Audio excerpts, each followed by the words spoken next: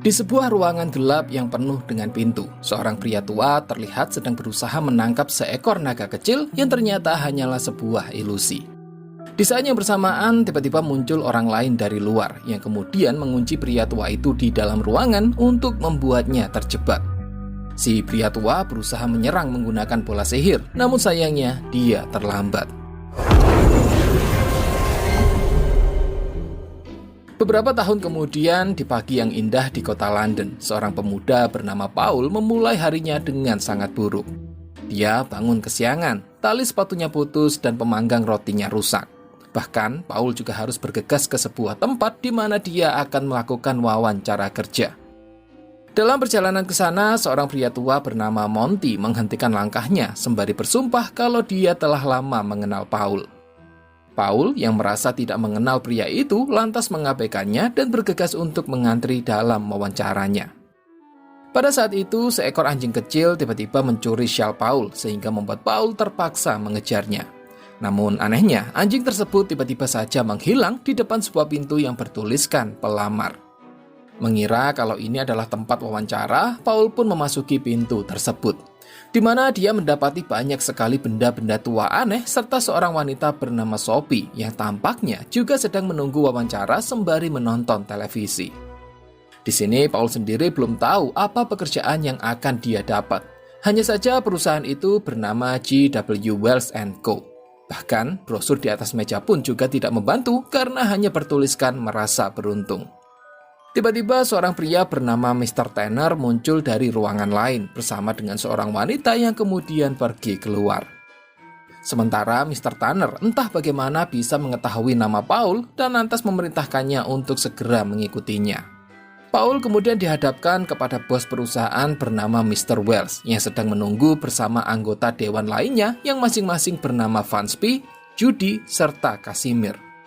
Mereka mengajukan banyak pertanyaan aneh yang membuat Paul merasa sangat kebingungan sehingga dia menjawab pertanyaan itu sebisanya. Paul juga terganggu dengan adanya retakan pada wallpaper dinding yang menurutnya terlihat seperti peta kota London. Ungkapan ini seketika membuat Mr. Wells sangat terkesan karena belum ada pelamar lain yang bisa melihat retakan itu. Di luar gedung, Paul menemukan anjing yang mencuri syalnya, tengah duduk terdiam seolah-olah hewan tersebut sengaja menunggunya. Sesampainya di rumah, Paul seketika dibuat kesal setelah mendapati kalau teman sekamarnya berencana untuk pindah. Hal ini memicu pertengkaran kecil di antara mereka karena pada dasarnya Paul tidak mampu membayar sewa apartemen ini sendirian. Saat itu, tiba-tiba ada sebuah cakar aneh yang memasukkan sepucuk surat melalui lubang pintu. Di mana surat tersebut ternyata berasal dari Mr. Wells yang seketika membuat Paul terkejut karena dia sama sekali tidak pernah memberikan alamatnya. Dan yang lebih mengejutkannya lagi adalah surat itu menyatakan kalau Paul telah lulus wawancara sehingga dia akan segera diterima untuk bekerja. I got a job. You see, all works out in the end. Keesokan harinya, Paul pergi ke tempat kerja barunya dengan sikap yang sangat positif. Di sana, dia bertemu dengan seorang resepsionis bernama Rosie yang menolak memberitahu Paul mengenai pekerjaan apa yang akan dilakukannya. Mr. Tanner kemudian membawa Paul ke berbagai area di dalam gedung, sembari menjelaskan bahwa mereka adalah perusahaan firma hukum dan semua barang elektronik modern tidak diperbolehkan untuk digunakan di sini. Melewati area yang sedang diperbaiki, Mr. Tanner secara aneh merasa khawatir dengan adanya stapler antik yang tergeletak di lantai. Dan lantas meminta Paul untuk melangkah di sekitarnya dengan sangat hati-hati. Mereka terus berjalan melewati banyak tempat-tempat aneh seperti ruangan dengan peta raksasa yang dipenuhi banyak telepon di mana Paul mengira dia telah melihat si pria tua Monty. Mereka juga melewati kantor dengan banyak mesin ketik serta ruangan yang dipenuhi dengan tabung pengiriman. Meski begitu, Paul masih tetap tidak tahu mengenai apa pekerjaannya, sebab Mr. Tanner sama sekali tidak mau menjawab pertanyaan tersebut. Akhirnya, Tanner membawa Paul ke kantor paling dalam di mana Sophie juga terlihat sedang menunggu di sana. Keduanya sekarang adalah pegawai magang dan Mr. Tanner juga berjanji kalau setelah ini akan ada seseorang yang membawakan tugas untuk mereka. Berikutnya, ketika Paul sedang membuka percakapan dengan Sophie, tiba-tiba dia dikejutkan dengan kemunculan makhluk kecil yang mirip seperti seekor naga. Namun ketika Paul mendekatinya, ternyata binatang tersebut hanyalah seekor tikus biasa. Pada saat itu, Rossi muncul di ruangan dan meninggalkan sekumpulan peta kepada keduanya, di mana Paul dan Sophie diminta untuk melingkari setiap lokasi yang mengandung deposit tambang bauksit. Tentunya Paul tidak tahu apa yang harus dilakukan, tapi dia tetap menghabiskan sepanjang pagi bersama dengan Sophie untuk memeriksa peta-peta tersebut. Hingga tiba waktu istirahat, keduanya lantas pergi menuju lantai bawah untuk mendapatkan makan siang.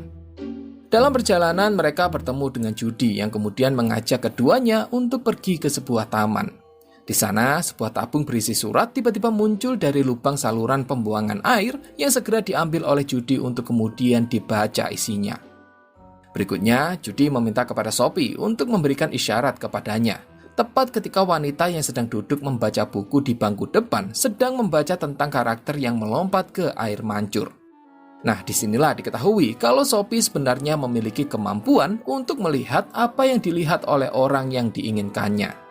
Segera setelah pembaca mencapai bagian yang tepat dari buku tersebut, Sophie memberi tanda dan Judy menggerakkan tangannya, menyebabkan pria yang duduk di dekat air mancur tiba-tiba jatuh ke dalam air, dan wanita yang duduk di bangku itu pun bergegas untuk memeriksa sehingga hubungan romantis di antara keduanya segera dimulai. Judy memuji Sophie karena telah melakukan pekerjaannya dengan baik, menjelaskan bahwa orang tua dari pria itu telah menghabiskan banyak uang untuk mengatur agar putra mereka menikahi wanita di bangku tersebut.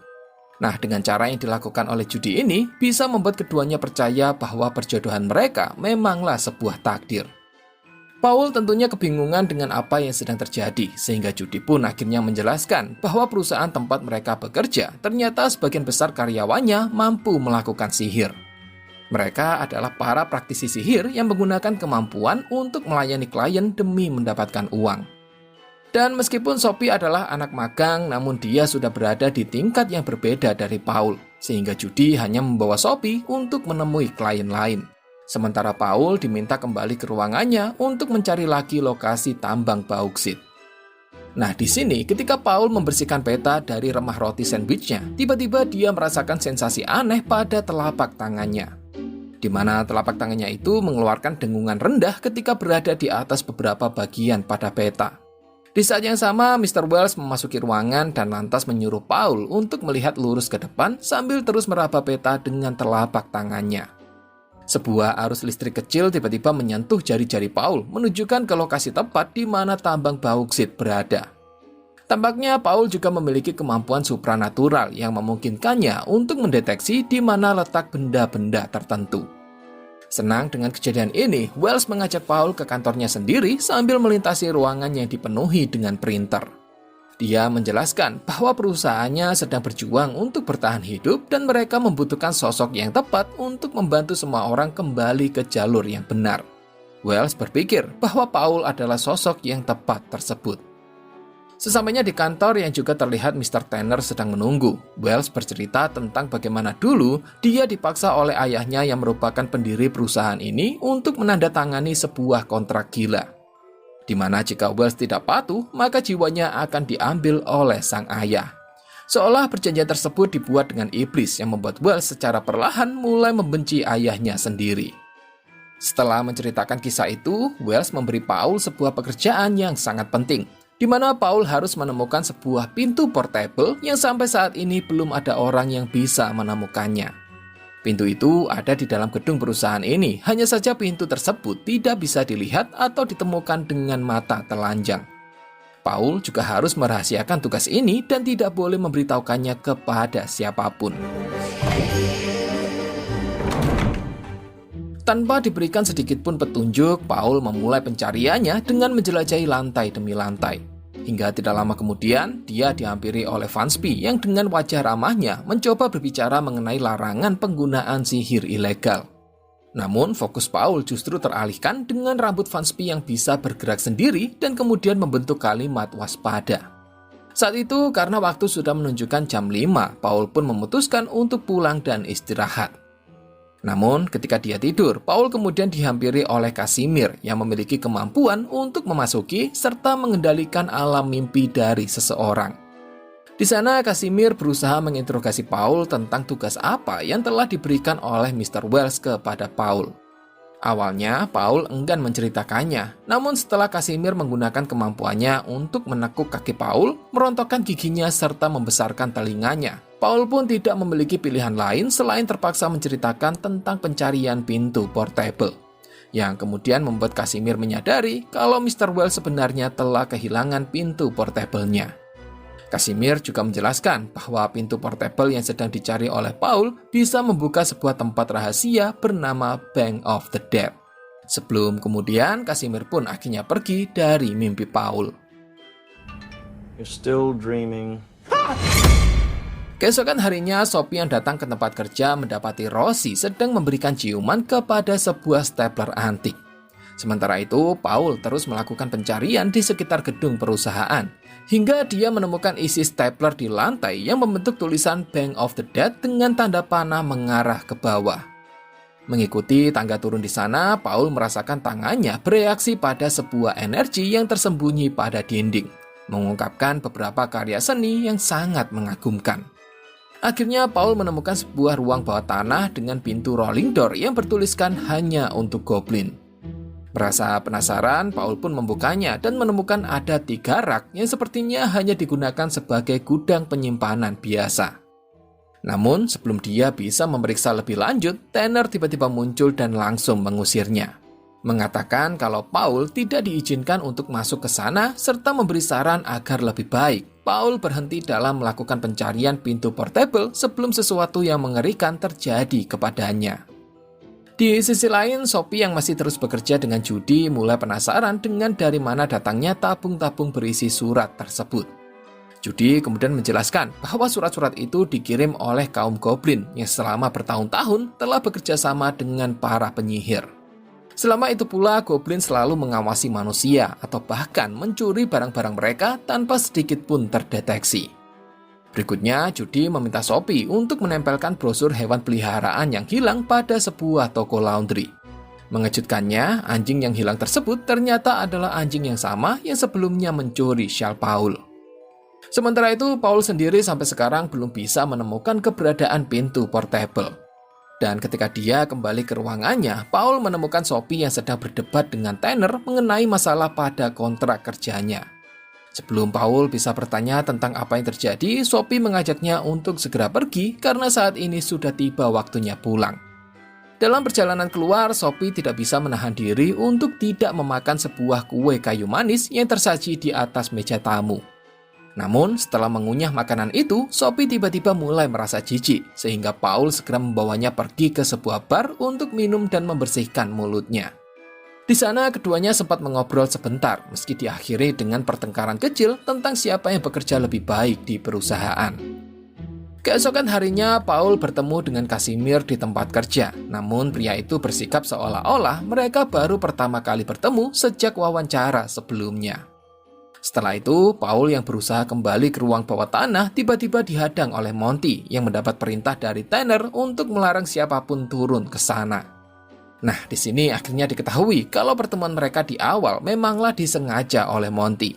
Dia sebenarnya belum mengenal Paul, dan apa yang dia lakukan di awal pertemuan ini hanyalah sebuah perintah dari orang yang tidak bisa disebutkan namanya. Meski begitu, Paul berhasil membujuk Monty untuk membiarkannya turun ke ruangan misterius yang dilihatnya kemarin. Dengan mengikuti sensasi di tangannya, Paul menemukan adanya satu rak yang ternyata hanyalah sebuah ilusi. Setelah melewatinya, Paul masuk ke dalam ruangan yang sama sekali berbeda, dengan dipenuhi berbagai spesimen aneh serta bermacam-macam benda ajaib. Di sana, Paul juga menemukan sebuah stapler antik di lantai, yang ketika coba disentuh menggunakan tangannya, ternyata stapler tersebut berisikan roh goblin yang tidak bisa dilihat dengan mata telanjang. Inilah jawaban mengapa ketika melakukan tur ruangan, Tanner meminta Paul untuk berhati-hati serta berjalan di sisi stapler yang sedang tergeletak di lantai. Roh goblin itu kemudian mengarahkan Paul ke sebuah lorong lain, di mana pada akhirnya Paul berhasil menemukan keberadaan pintu portable yang selama ini dia cari. Merasa penasaran, Paul pun memasuki pintu tersebut yang kemudian berubah menjadi selembar handuk ketika Paul menutupnya. Di sana, Paul mendapati dirinya berada di ruangan VIP tempat para eksekutif perusahaan sedang berkumpul. Mengintip dari balik celah pintu, Paul menemukan Wells serta Tanner yang sedang berbicara serta mendemonstrasikan sesuatu kepada para kliennya. Yang kemudian diketahui kalau ternyata Wells memperdagangkan jiwa manusia dan menggunakan karyawan perusahaannya sendiri sebagai subjek uji coba. Di mana setelah para karyawan itu menandatangani kontrak jiwa, maka secara perlahan mereka akan mulai kehilangan jati diri mereka sendiri. Seperti yang terjadi kepada Sophie, di mana akhir-akhir ini dia sering mengalami perubahan selera secara tiba-tiba, seolah-olah Sophie memiliki dua kepribadian yang berbeda. Dan lebih buruknya lagi, para anggota dewan lain seperti Vansby, Judy, serta Casimir ternyata tidak mengetahui tentang hal ini. Bahkan kartu pengenal yang dipakai oleh para karyawan pun juga memiliki alat pengintai yang digunakan untuk mengawasi mereka sepanjang hari. Paul yang mendengar hal ini kemudian memutuskan untuk tidak memberikan pintu portable yang telah dia temukan kepada Mr. Wells. Segera dia mengambil handuk dan menemukan sebuah instruksi yang mengatakan bahwa ketika ingin merubah handuk tersebut menjadi pintu, maka sang pengguna harus mengucapkan kata knock-knock. Segera setelah pintu itu muncul, Paul lantas menyebutkan tempat supermarket yang seketika membuatnya berpindah ke dalam sebuah lemari pendingin. Paul membawa handuk itu kembali ke perusahaan dan langsung mencabut serta membuang lencana Sophie keluar bangunan, sembari menjelaskan tentang semua yang telah dia ketahui. Paul juga menunjukkan handuk yang bisa berubah menjadi pintu portable untuk membuat Sophie percaya dengan perkataannya. Anehnya, ketika Paul kembali memasuki pintu itu, dia malah berada di dalam sebuah ruangan aneh yang dipenuhi dengan pintu portable lain pada setiap permukaannya. Mereka bahkan mendengar suara seorang pria dari ujung ruangan yang meminta mereka untuk berhenti. Namun karena ketakutan, Paul dan Sophie pun segera keluar dan menutup pintu itu kembali. Membaca ulang instruksi yang tertera, Paul menyadari kalau sebelum memutar gagang pintu, dia harus lebih dulu menyebutkan kemana tempat yang ingin dia kunjungi. Mengikuti instruksi tersebut, Paul membawa Sophie ke apartemennya. Yang mana hal ini seketika membuat Sophie menjadi sangat takjub dengan kemampuan dari pintu portable. Tanpa memikirkan masalah yang sedang terjadi, Sophie mulai menggunakan pintu tersebut untuk mengajak Paul pergi ke berbagai tempat indah di seluruh dunia. Mulai dari piramida Mesir, pedalaman hutan Amazon, bahkan mengunjungi fenomena aurora borealis yang ada di Alaska. Berikutnya mereka masih pergi ke perusahaan untuk melanjutkan pekerjaan dan menggunakan waktu luang mereka untuk lebih sering mengunjungi berbagai tempat hingga secara perlahan muncul perasaan di antara keduanya. Namun karena adanya pengaruh dari kontrak jiwa dengan perusahaan, mereka sadar bahwa mereka tidak mungkin bisa menjalin hubungan ini.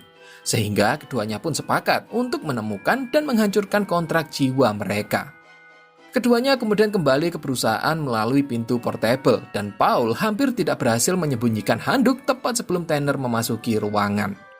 Meski begitu, dengan sisa pasir yang ada di lantai, Tanner pun dengan cepat menyadari apa yang sedang terjadi. Lantas Tanner pun menuntut Paul untuk segera menyerahkan pintu portable kepada Mr. Wells, lalu keluar dari perusahaan untuk selamanya jika Paul tidak ingin menerima konsekuensi yang serius. Setelah Tanner pergi, Paul dan Sophie mulai berdebat tentang apa yang harus dilakukan. Namun, pada akhirnya mereka setuju untuk kembali nanti malam demi mencari keberadaan kontrak jiwa mereka.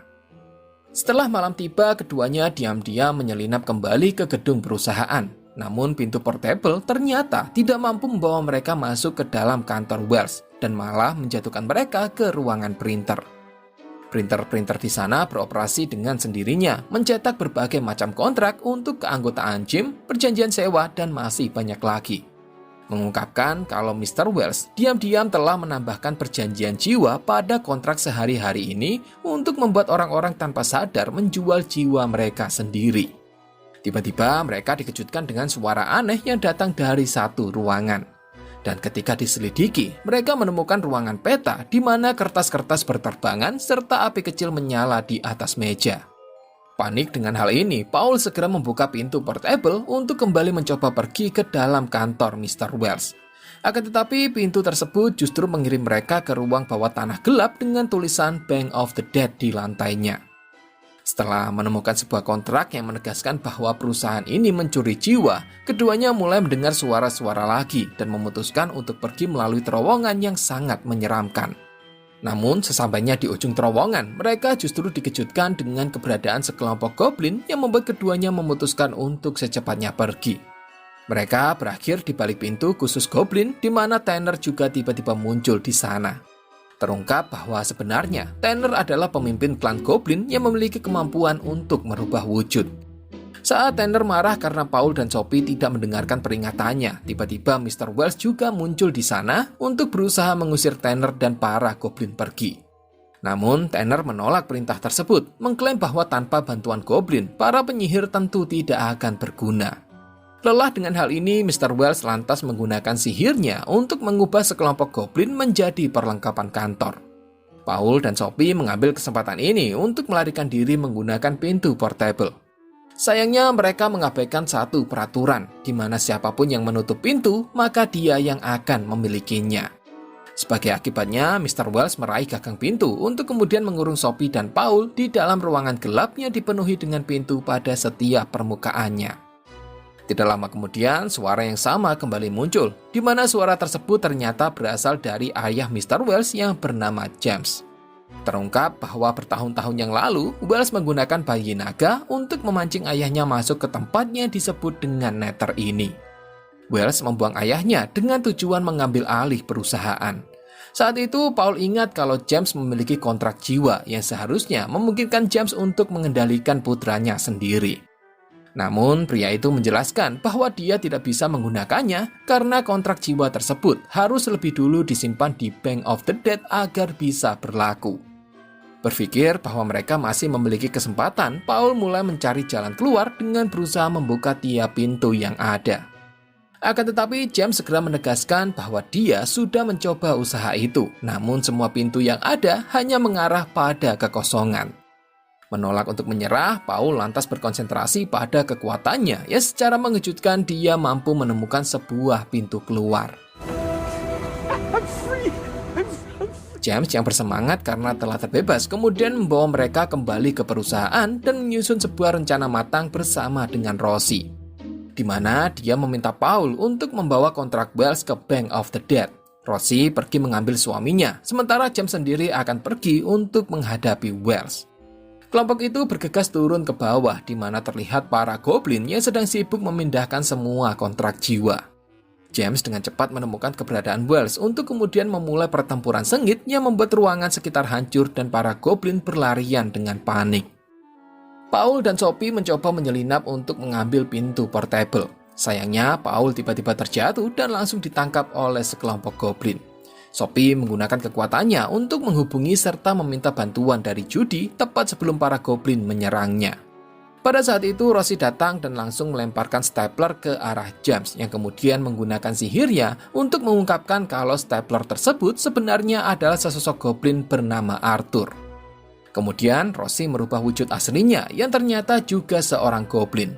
Dan dia bergegas menemui suaminya yang baru saja dibebaskan, serta mengungkapkan kalau sebenarnya mereka adalah orang tua Tanner.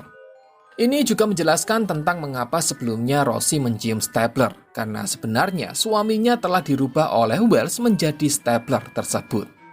Sementara keluarga itu memiliki momen yang menyentuh, Wells mengambil kesempatan untuk melancarkan serangan mendadak yang membuatnya berhasil menahan James. Pada saat itu, anggota dewan yang lain akhirnya tiba dan lantas mencoba untuk menyelamatkan James. Akan tetapi mereka tidak bisa berbuat apa-apa karena Wells mengancam akan membunuh ayahnya. Bahkan Wells juga menahan Sophie dengan sihirnya untuk memaksa Paul menyerahkan kontrak jiwanya. Tiba-tiba Sophie secara telepati berkomunikasi dengan Paul, memberitahukan kalau dia sebenarnya bisa menggunakan kekuatannya untuk menciptakan pintu portable-nya sendiri. Hal ini Sophie sadari setelah dia melihat bagaimana Paul bisa menemukan pintu keluar dari ruangan Nether. Paul bukan menemukannya, melainkan membuat pintu itu sendiri. Menyadari hal ini, Paul pun lantas mengulurkan tangannya sambil berkonsentrasi, yang menyebabkan beberapa pintu seketika muncul di depannya. Segera, Paul melompat ke sebuah pintu di bawah kakinya yang mengarah langsung ke Bank of the Dead. Dia kemudian menyerahkan kontrak jiwa Wells kepada seorang karyawan dan menukarnya dengan kontrak jiwa milik Sophie. Tepat di saat itu juga, kekuatan Wells tiba-tiba menghilang yang memungkinkan James menggunakan sihirnya untuk giliran mengurung Wells ke dalam ruangan Nether. Sebagai balasan atas apa yang telah dia alami selama beberapa tahun terakhir. Setelah itu, James merobek instruksi penggunaan pada handuk tersebut dengan tujuan agar pintu portable itu tidak bisa lagi digunakan oleh orang lain. Di saat yang sama, Paul pun kembali dan lantas menyerahkan kontrak jiwa milik Sophie yang dia ambil dari Bank of the Dead. Berikutnya, Paul mengambil handuk dan melemparkannya ke dalam truk laundry dengan harapan tidak ada lagi orang yang bisa menemukan benda itu. Pada akhirnya, Dewan Direksi mengadakan pertemuan dengan Sophie dan Paul untuk menawarkan pekerjaan tetap kepada mereka. Film kemudian diakhiri dengan seorang pelayan hotel yang sedang membawa tumpukan handuk, di mana tanpa sadar dia mengucapkan mantra yang berfungsi untuk mengaktifkan pintu portable. Housekeeping, knock knock. Dan begitulah kisah yang dibawakan dalam film adaptasi novel berjudul The Portable Door. Bagaimana pendapat kalian? Tulis di kolom komentar. Saya ucapkan terima kasih untuk kalian yang sudah menonton. Silahkan like kalau suka pembahasannya, silahkan dislike 2 kali kalau tidak suka. Sampai jumpa di video berikutnya dan bye-bye.